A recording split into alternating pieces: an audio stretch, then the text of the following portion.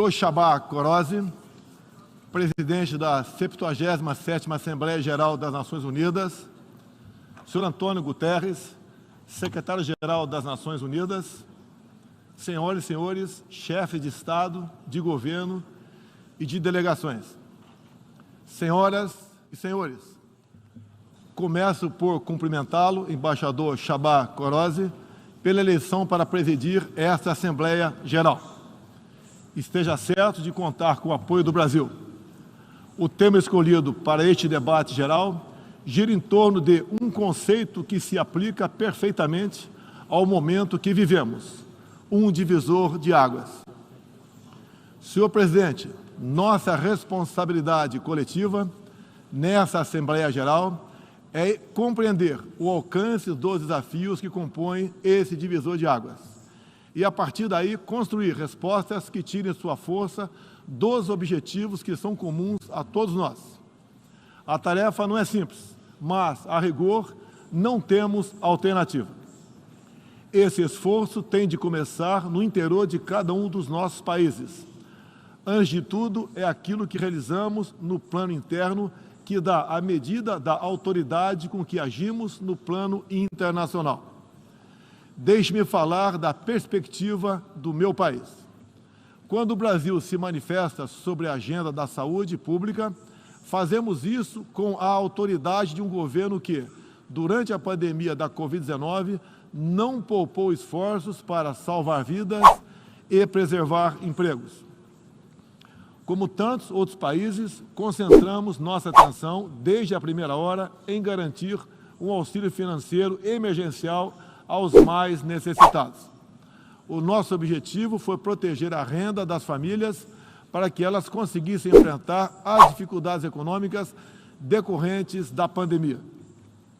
Beneficiamos mais de 68 milhões de pessoas, o equivalente a 1/3 da nossa população. Em paralelo, lançamos um amplo programa de imunização, inclusive com produção doméstica de vacinas. Somos uma nação com 210 milhões de habitantes e já temos mais de 80% da população vacinada contra a Covid-19. Todos foram vacinados de forma voluntária, respeitando a liberdade individual de cada um. Da mesma forma, no terreno da economia, o Brasil traz a autoridade de um país que, em nome de um crescimento sustentável e inclusivo, vem implementando reformas para a atração de investimentos e melhorias das condições de vida de sua população. No meu governo, extirpamos a corrupção sistêmica que existia no país. Somente entre o período de 2003 e 2015, onde a esquerda presidiu o Brasil, o endividamento da Petrobras, por má gestão, loteamento político e em desvios, chegou à casa dos 170 bilhões de dólares. O responsável por isso foi condenado em 3 instâncias, por unanimidade. Delatores devolveram $1 bilhão e pagamos para a Bolsa Americana outro bilhão por perdas de seus acionistas. Esse é o Brasil do passado. Aprimoramos os serviços públicos com redução de custos e investimentos em ciência e tecnologia. Hoje, por exemplo, o Brasil é o 7º país mais digitalizado do mundo. São 135 milhões de pessoas que acessam 4.900 serviços do meu governo. O Brasil foi pioneiro na implantação do 5G na América Latina. Levamos adiante uma abrangente pauta de privatizações e concessões, com ênfase na infraestrutura. Concluímos o projeto de transposição do Rio São Francisco, levando água para o Nordeste brasileiro. Adotamos novos marcos regulatórios, como o do saneamento básico, o das ferrovias e o do gás natural. Além disso, melhoramos o ambiente de negócios, com a Lei da Liberdade Econômica e a Lei de Startups. Como resultado, criamos oportunidades para o jovem empreender e ter empregos de qualidade. Coroando todo esse esforço de modernização da economia brasileira, estamos avançando a passos largos para o ingresso do Brasil como membro pleno da Organização para a Cooperação e Desenvolvimento Econômico, a OCDE. Apesar da crise mundial, o Brasil chega ao final de 22 com uma economia em plena recuperação. Temos emprego em alta e inflação em baixa. A economia voltou a crescer. A pobreza aumentou em todo o mundo sob o impacto da pandemia. No Brasil, ela já começou a cair de forma acentuada. Os números falam por si só. A estimativa é de que, no final de 22, 4% das famílias brasileiras estejam vivendo abaixo da linha da pobreza extrema. Em 2019, eram 5,1%. Isso representa uma queda de mais de 20%. O Auxílio Brasil, programa de renda mínima criado no meu governo durante a pandemia, que atende 20 milhões de famílias, faz pagamentos de quase $4 por dia às mesmas. O desemprego caiu 5 pontos percentuais, chegando a 9%, taxa que não se via há 7 anos. Reduzimos a inflação com estimativa de 6% no corrente ano. Tenho a satisfação de anunciar que tivemos deflação inédita no Brasil nos meses de julho e agosto. Desde junho, o preço da gasolina caiu mais de 30%. Hoje, um litro no Brasil custa cerca de 90 centavos de dólares. O preço da energia elétrica também teve uma queda de mais de 15%. Quero ressaltar que o custo da energia não caiu por causa de tabelamento de preços ou qualquer outro tipo de intervenção federal. Foi resultado de uma política de racionalização de impostos formulada e implementada com apoio do Congresso Nacional. Em 2021, o Brasil foi o quarto maior destino de investimentos estrangeiros direto no mundo. Nosso comércio exterior alcançou a marca histórica de 39% do PIB, mesmo diminuindo ou zerando impostos de milhares de produtos. No plano interno, também estamos batendo recordes em 3 áreas: arrecadação fiscal, lucro das empresas estatais e relação entre dívida pública e PIB. Aliás, em 21, tivemos superávit no resultado consolidado de contas públicas. O PIB brasileiro aumentou 1,2% no segundo semestre. A projeção de crescimento para 22 chega a 3%. Temos a tranquilidade de quem está no bom caminho, o caminho de uma prosperidade compartilhada entre os brasileiros e, mais além, compartilhada com nossos vizinhos e outros parceiros mundo afora. É isso que vemos, por exemplo, na produção de alimentos. Há 4 décadas, o Brasil importava alimentos. Hoje, somos um dos maiores exportadores mundiais. Isso só foi possível graças a pesados investimentos em ciência e inovação, com vistas à produtividade e à sustentabilidade. Faço aqui um tributo à pessoa de Alisson Paulinelli, candidato brasileiro ao Prêmio Nobel da Paz, por seu papel na expansão da fronteira agrícola brasileira com o uso de novas tecnologias. Este ano, o Brasil já começou a colheita da maior safra de grãos da nossa história. Estima-se pelo menos 270 milhões de toneladas. O Brasil também, em poucos anos, passará de importador a exportador de trigo.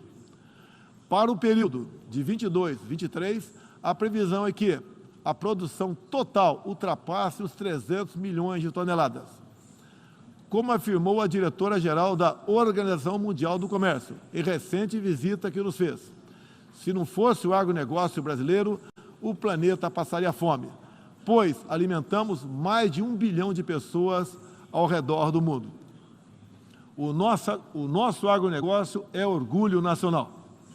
Senhor presidente, quero lembrar que, também na área do desenvolvimento sustentável, o patrimônio de realizações do Brasil é fonte de credibilidade para a ação internacional do nosso país. Em matéria de meio ambiente e desenvolvimento sustentável, o Brasil é parte da solução e referência para o mundo. 2/3 de todo o território brasileiro permanece com vegetação nativa, que se encontra exatamente como estava quando o Brasil foi descoberto em 1500. Na Amazônia brasileira, área equivalente à Europa Ocidental, mais de 80% da floresta continua intocada, ao contrário do que é divulgado pela grande mídia nacional e internacional. é fundamental que, ao cuidarmos do meio ambiente, não esqueçamos das pessoas. A região amazônica abriga mais de 20 milhões de habitantes, entre eles indígenas e ribeirinhos, cuja subsistência depende de algum aproveitamento econômico da floresta. Levamos internet a mais de 11 mil escolas rurais e a mais de 500 comunidades indígenas. O Brasil começou sua transição energética há quase meio século, em reação às crises do petróleo daquela época. Hoje temos uma indústria de biocombustíveis moderna e sustentável. Indústria que contribui para a matriz energética mais limpa entre os países do G20. Cerca de 84% da nossa matriz elétrica atualmente é renovável. E esse é o objetivo que muitos países desenvolvidos esperam alcançar somente depois de 2040 ou 2050. No ano passado, o Brasil foi escolhido pelas Nações Unidas como o país campeão da transição energética. Temos capacidade para ser um grande exportador mundial de energia limpa. Contamos com um excedente já em construção, que pode chegar a mais de 100 gigawatts, entre biomassa, eólica, terrestre e solar, além da oportunidade ainda não explorada de eólicas marítimas de 700 gigawatts, com um dos menores custos de produção do mundo. Essas fontes produzirão hidrogênio verde para exportação. Parte dessa energia 100% limpa abre a possibilidade de sermos fornecedores de produtos industriais altamente competitivos, especialmente no Nordeste brasileiro, com uma das menores pegadas de carbono do mundo.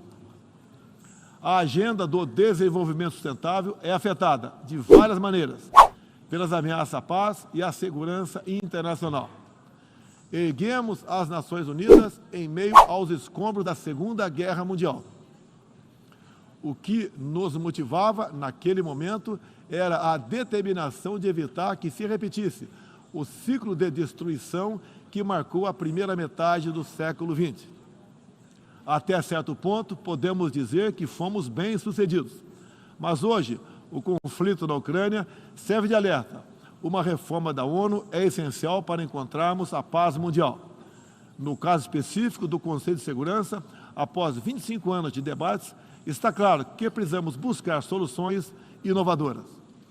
O Brasil fala desse assunto com base em uma experiência que remonta aos primórdios da ONU. É pela 11ª vez que ocupamos assento não permanente no Conselho.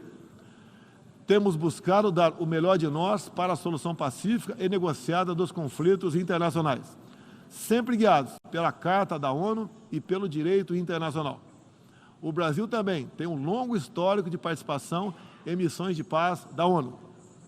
De Suez a Angola, do Haiti ao Líbano, sempre estivemos ao lado da manutenção da paz. Também contribuímos para a paz ao abrirmos nossas fronteiras para aqueles que buscam a chance de reconstruir suas vidas em nosso país. Desde 2018, mais de 6 milhões de irmãos venezuelanos foram obrigados a deixar seu país. Muitos deles vieram para o Brasil. Nossa resposta a esse desafio foi a Operação Acolhida, que se tornou referência internacional. Já são mais de 350 mil venezuelanos que encontraram em território brasileiro a assistência emergencial, proteção, documentação e a possibilidade de um recomeço. Todos têm acesso ao mercado de trabalho, a serviços públicos e a benefícios sociais. Nos últimos meses, chegam por dia ao Brasil a pé cerca de 600 venezuelanos, a grande maioria dos quais mulheres e crianças, pesando em média 15 quilos a menos do que tinham antes, fugindo da violência e da fome. A política brasileira de acolhimento humanitário vai além da Venezuela. Temos também recebido haitianos, sírios, afegãos e ucranianos. Senhor presidente, o conflito na Ucrânia já se estende por 7 meses e gera apreensão não apenas na Europa, mas em todo o mundo. Quero, em primeiro lugar, renovar o agradecimento do Brasil aos países que ajudaram na evacuação de brasileiros que se encontravam na Ucrânia quando começou o conflito. Refiro-me especialmente à Eslováquia, Hungria, Polônia, Romênia e República Tcheca. A operação foi exitosa. Não deixamos ninguém para trás, nem mesmo seus animais de estimação. Diante do conflito em si, o Brasil tem se pautado pelos princípios do direito internacional e da Carta da ONU. Princípios que estão consagrados também em nossa Constituição. Defendemos um cessar-fogo imediato, a proteção de civis e não combatentes, a preservação da infraestrutura crítica para assistência à população e a manutenção de todos os canais de diálogo entre as partes em conflito. Esses são os primeiros passos para alcançarmos uma solução que seja duradoura e sustentável. Temos trabalhado nessa direção. Nas Nações Unidas, em outros fóruns, temos tentado evitar o bloqueio dos canais de diálogo, causado pela polarização em torno do conflito. É nesse sentido que somos contra o isolamento diplomático e econômico. As consequências do conflito já se fazem sentir nos preços mundiais de alimentos, de combustíveis e de outros insumos. Esses impactos nos colocam a todos na contramão dos objetivos do desenvolvimento sustentável. Países que se apresentavam como líderes da economia de baixo carbono, agora passaram a usar fontes sujas de energia.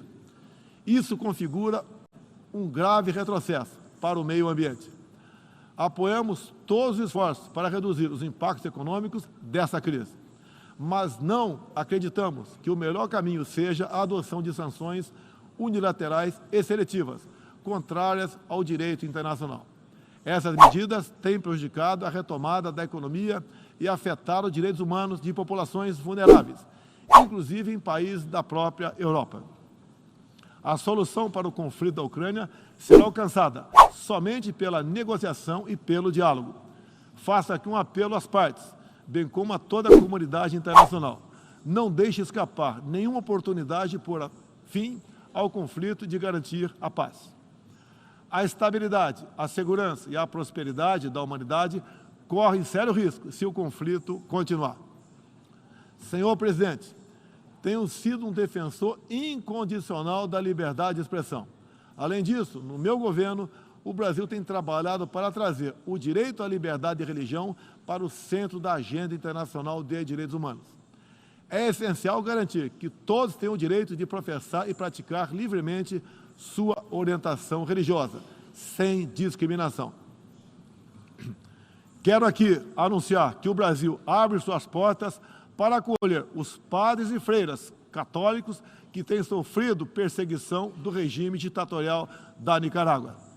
O Brasil repudia a perseguição religiosa em qualquer lugar do mundo.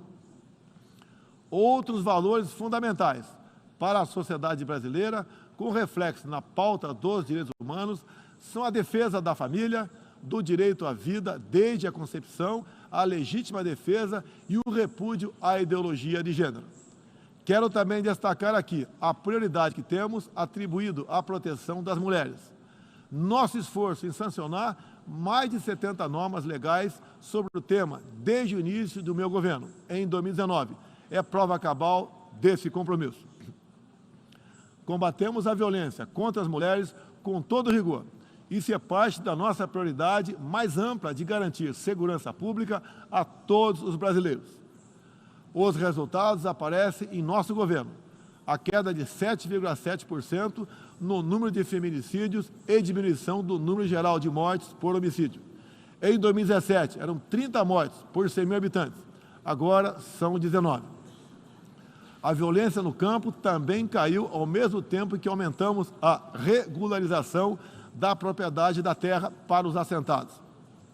No meu governo, entregamos 400 mil títulos rurais, 80% deles para as mulheres. Trabalhamos no Brasil para que tenhamos mulheres fortes e independentes, para que possam chegar aonde elas quiserem. A primeira-dama, Michele Bolsonaro, trouxe novo significado ao trabalho de voluntariado desde 2019, com especial atenção aos portadores de deficiências e doenças raras. Senhor presidente, senhor secretário-geral, senhoras e senhores, chefes de Estado e de governo, senhoras e senhores, neste 7 de setembro, o Brasil completou 200 anos de história como nação independente. Milhões de brasileiros foram às ruas, convocados pelo seu presidente, trajando as cores da nossa bandeira.